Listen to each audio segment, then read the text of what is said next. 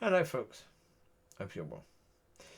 One thing I didn't say earlier when I was speaking to people from the River Church, the woman who does the Tuesday night thing in that church, she was there. She doesn't like me, and that's okay. Do I care? No. Does she care? Should she care? No. I don't care. I say, I don't mind if she doesn't like me, and she doesn't like what I say, and that's okay. Yeah. Well, yeah. I've spoken about her a lot of times because the examples that she gave me in the time I was in that church, most of those examples were really, really bad. So therefore, when I tell about the church and how it is right now, I use the examples. So, look, I don't hate that woman at all. No, absolutely no. I don't. I don't talk about her to hurt her because she never really hurt me. No. She never hurt me at all. No, of course not. Yeah, whatever she says is okay.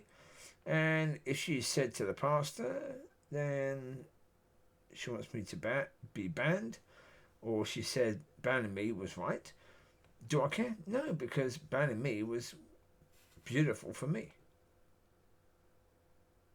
It really helped me, so therefore, good. Because obviously God wanted me to go. God wanted me to go through that because He was teaching me about how the church was. So therefore, good. Yeah. That is fine in every way, shape and form. Absolutely perfect. So, yeah. I'm not angry, upset, or hurt by her or anyone at church. No. Not in any way, shape or form. Not hurt at all by any of it. But as I say, okay, the reality is she might think that I don't like her because of what I say about her. Or maybe I hate her because of what I say about her. That isn't true, but it doesn't matter. She can think what she likes. That's fine, yeah. In the end, I think she's one of the people in danger in that church. One of the many. One of the many. As I said before, the reality is a lot of people have come from the world, and if offered a church that's like a safe space church, and never be offended, and if you're offended, then go to the pastor and say, I don't like the person because that person says this. Even though the Bible says do this and that before going to the pastor or the church. Yeah, okay, that's fine. But there's a lot of people in church who do that, yes.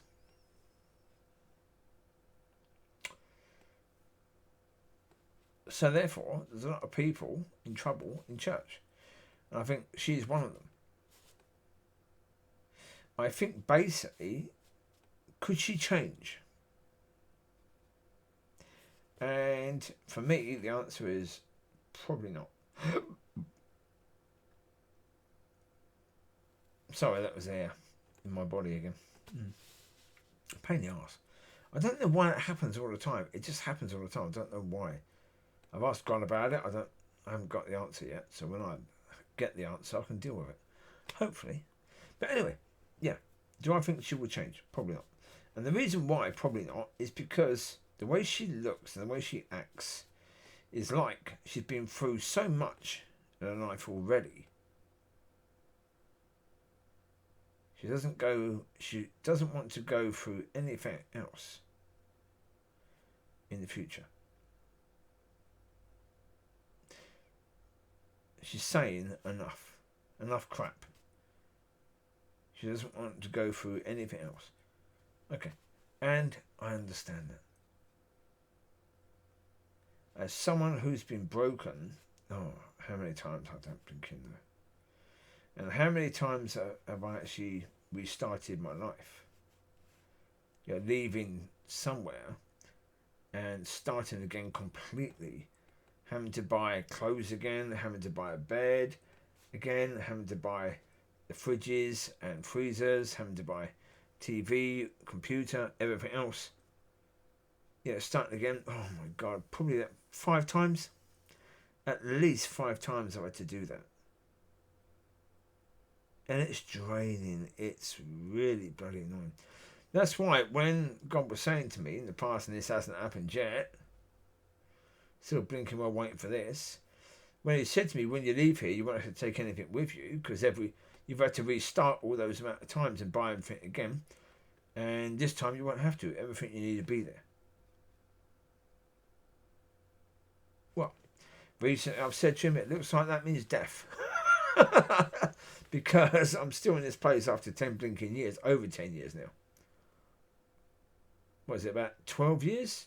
Yeah, 11 years? 11 years now? Mm-hmm. Ridiculous amount of time. In a place with no hot water. It's ridiculous. No heating, I can deal with it. No hot water is bloody ridiculous. Having landlords who never gave a crap. Treating you as if you're completely blinking worthless. Still in this situation, it's, yeah. But as I say, it's up to God to deal with it if he wants to. Because the glory has to be for him. So therefore, it's up to him, for him to deal with it. Because, you know, for me, enough. Yeah. If I deal with it myself, if I go to the council and say I need a council flat, yeah, for this reason or that reason, then it's me dealing with it. And the glory goes to me. Because I dealt with it. And people have to say, oh, well done. Well done. To me. Because I dealt with it. Well, hey. But if God deals with it, then, yeah. Then you say, don't say I did a good job.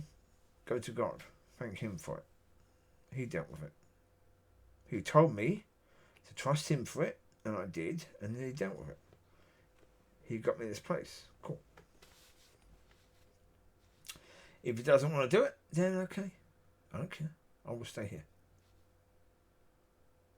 Yeah. Well, I saw something earlier. It was talking about muscles and stuff like that. And you need to build muscles because it helps your life. And again, I said to God, I'll stop doing that because I'm trusting you for my body. I'm trusting you because if I do have a wife in the future, then obviously she needs to love my body as well as my mind and soul and spirit. But it's up to you to make my body the way that she will love. Okay? Therefore, the glory goes to the Father. Because again, if I'm training, and I look absolutely amazing, my body is absolutely wonderful, muscles everywhere, then people will say to me, oh, well done.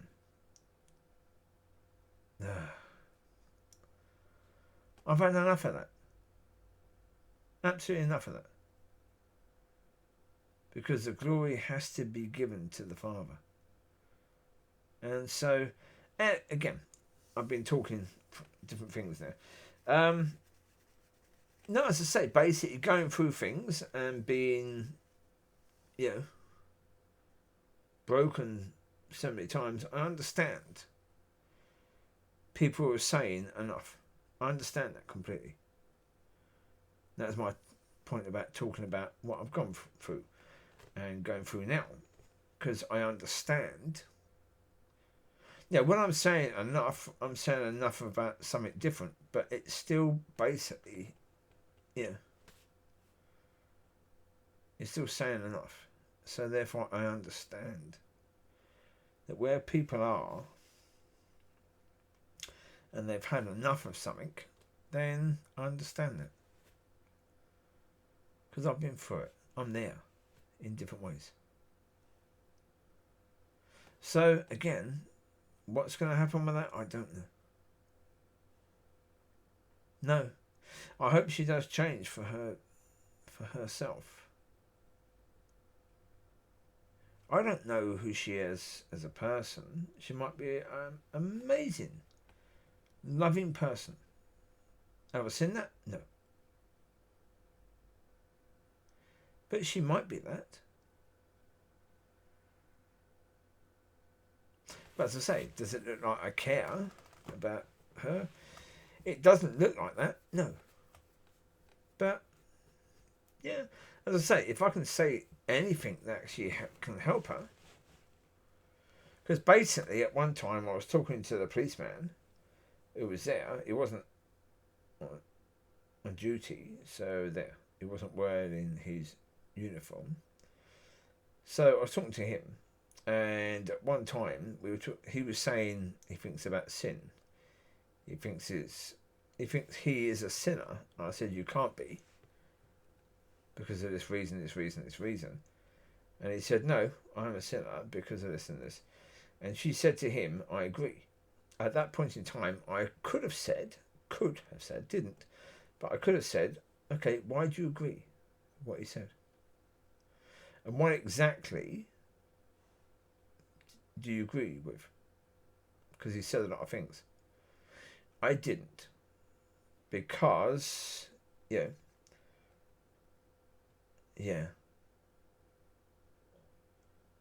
I didn't think that was the right thing to do at that time, because obviously. But she put herself in that situation for me to ask that. And I didn't at that time. Because I thought, okay, is it possible that she couldn't answer that question? Yes. Yeah. And it could be like aggressive of her doing that. So therefore, I didn't. But as I say, maybe in the future, if she does that again, then maybe I will ask that question. But as I say, I didn't this time because it didn't look like it was the right thing to do. But again, I say, I don't hate her. Yeah, I wish I will. I hope she does change. Do I think she will? I don't know. Anything's possible. So there you go. You take care. I'll speak to you later. Be a blessing, be blessed, and have a good week. Bye-bye.